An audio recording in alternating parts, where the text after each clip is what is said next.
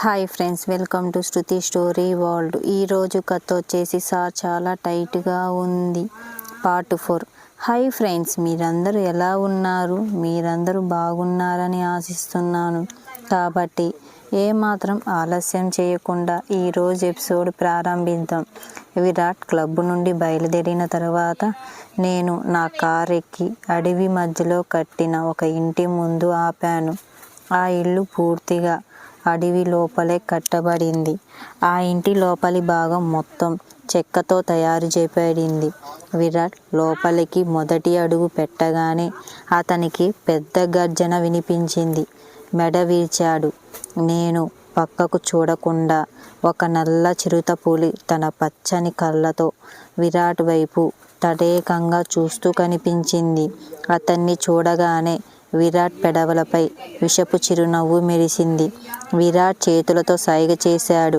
విరాట్ సంకేతం అందిన వెంటనే ఆ చిరుత పరిగెత్తుకుంటూ వచ్చి నేరుగా విరాట్ మీదకి వెక్కి తన మొనదేలిన నాలుకతో అతన్ని నాకటం మొదలుపెట్టింది. అతన్ని చూస్తుంటే ఇన్నాళ్ళు ఎక్కడున్నావు అని విరాట్కు ఫిర్యాదు చేసినట్లుగా అనిపించింది. విరాట్ అతన్ని పక్కకు జరిపి, నువ్వు ఎంతమందిని వేటాడావో చెప్పు అని అడిగాడు. ఆ నల్ల చిరుతపులి గట్టిగా గర్జించింది. దాని గర్జన విని అరుణ్ విషపు నవ్వుతో, నువ్వు నిజంగా నీవాడివి అని అన్నాడు. ఎవరిపైన దయ చూపవద్దు. అప్పుడు ఒక సేవకుడు పరిగెత్తుకుంటూ వచ్చాడు. వంటగదిలో నుంచి విరాట్ బయటకు రావడం చూసి ఆ సేవకుడు నివ్వెరపోయాడు. బహుశా అతను విరాట్ కంటే ఆ నల్ల చిరుతకే ఎక్కువగా భయపడి ఉంటాడు.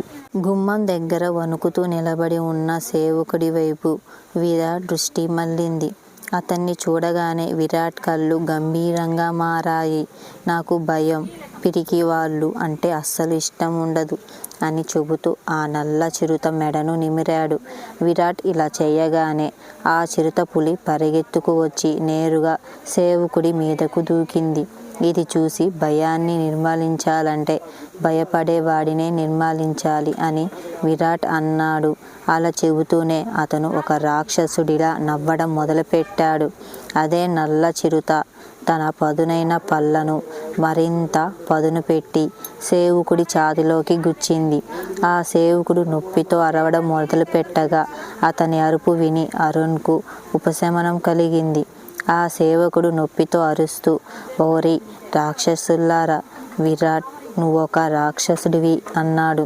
ఇది విన్న విరాట్ కోపంతో కళ్ళు ఎర్రబడ్డాయి. అతను పెద్ద అడుగులు వేస్తూ నేరుగా ఆ సేవకుడి వద్దకు వచ్చి అతన్ని పైనుంచి కింది వరకు చూస్తూ, షో హా, నాకు శబ్దం నచ్చదు, నాకు అరుపులు మాత్రమే ఇష్టం అని అన్నాడు. అంతగా అరిచిన తరువాత విరాట్ కోపం బ్లాక్ ప్యాంథర్ వైపు చూశాడు. విరాట్ కోపాన్ని చూసి బ్లాక్ ప్యాంథర్ మళ్ళీ గట్టిగా అరిచింది.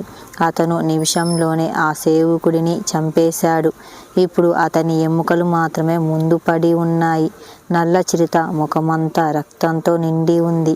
దానిని చూసిన ఎవరైనా భయంతో వణికిపోతారు.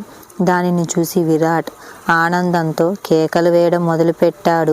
విరాట్ని చూసి నల్ల చిరుత పులి కూడా గట్టిగా అరవడం మొదలుపెట్టింది. వారిద్దరి అరుపులు అడవి అంతటా ప్రతిధ్వనించాయి.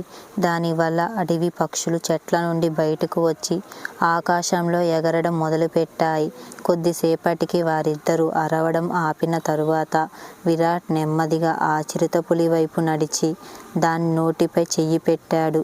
దాని నోటి నుండి కారిన రక్తం అంతా విరాట్ చేతికి అంటుకుంటుంది. ఆ రక్తాన్ని చూసి విరాట్ ఒక వింత నవ్వుతో, నాకు ఇతరుల రక్తం అంటే చాలా ఇష్టం అని అన్నాడు. ఇలా చెబుతూ విరాట్ ఆ రక్తం అంటిన చేతిని తన తెల్ల చొక్కాపై పెట్టుకున్నాడు. మరియు అతను ఒక సైకోలా నవ్వడం మొదలుపెట్టాడు. అతని నవ్వు చాలా ప్రమాదకరంగా ఉంది. అది చూసి అరుణ్ ఒక సైకో అని ఊహించడం ఏమాత్రం కష్టం కాలేదు.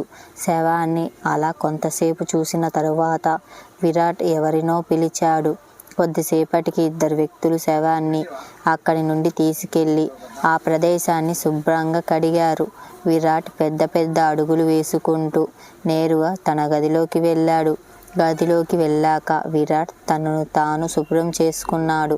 విరాట్ ఎంతగా శుభ్రం చేసుకున్నాడంటే అతని చేతులు ఎర్రగా మారిపోయాయి. నన్ను తాకాలంటే పవిత్రంగా ఉండాలి. నన్ను తాకినగలిగే అంత పవిత్రమైన అమ్మాయి ఈ ప్రపంచంలో ఎవరు లేరు అని అతను అన్నాడు. విరాట్ ఇలా చెబుతూ విరాట్ మంచం మీద వెల్లకిలా పండుకున్నాడు. కొద్దిసేపటికి అతను నిద్రలోకి జారుకున్నాడు. శర్మ నివాస్ కృప ఈరోజు చదువుకోవడానికి ముంబై వెళ్ళడానికి ఇంటి నుండి బయలుదేరుతుండ్రు. ఆమె ఇంట్లో ఆమె ప్రముఖ్ మరియు నాన్న మాత్రమే ఉన్నారు. కృప వారికి ఏకైక కుమార్తె. కృప తల్లి దీక్షాజీ కృపను కౌగిలించుకొని, కుమారై, ఎవరికి భయపడమాకు, నీ అమాయకత్వాన్ని ఎవరిని ఆసరాగా తీసుకొనివ్వకు అని అన్నారు. కృప నవ్వుతూ చింతించకండి అని చెప్పింది. కృప తండ్రి రాజ్, నాయన దియ ఎక్కడ అని అడిగింది. అతను అలా అనగానే తలుపు దగ్గర నుండి, మేము ఇక్కడే ఉన్నాము మామయ్య అని దియ గొంతు వినిపించింది.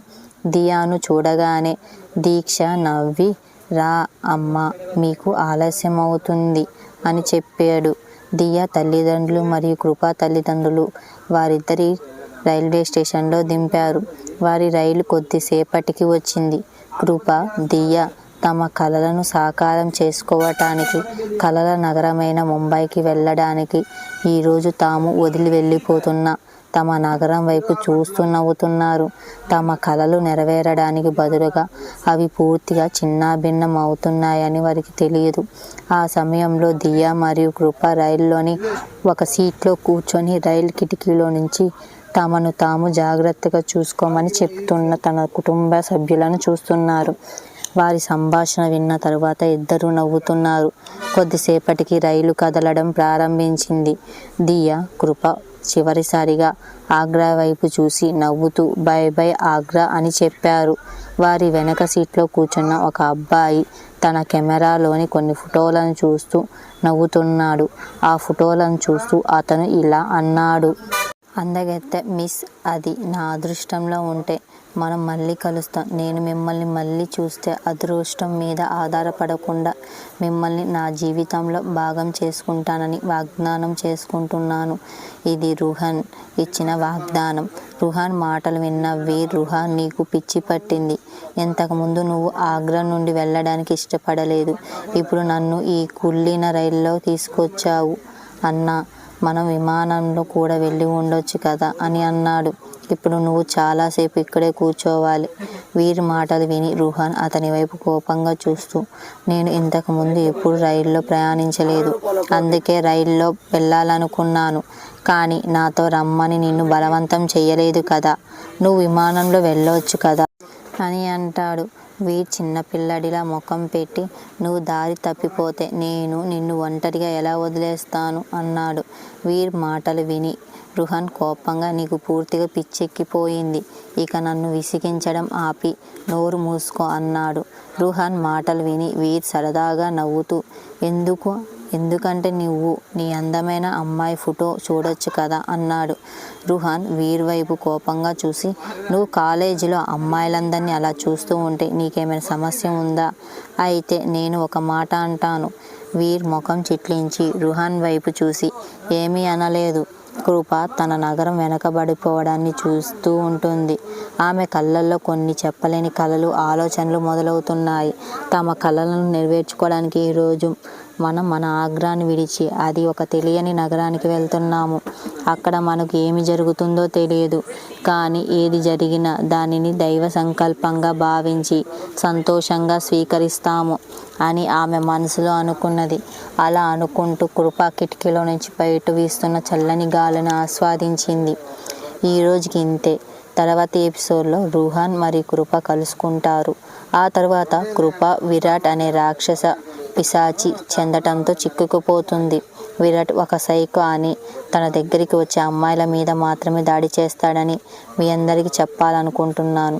నేను ఇప్పటి వరకు ఏ అమ్మాయి దగ్గరికి వెళ్ళలేదు. గతంలో చెప్పినట్లుగా నాకు ప్లేయింగ్ బాల్ ఇష్టం ఉండదు. ఈ కారణంగా విరాట్ కూడా మంచివాడే, కానీ అతను ఒక సైకో.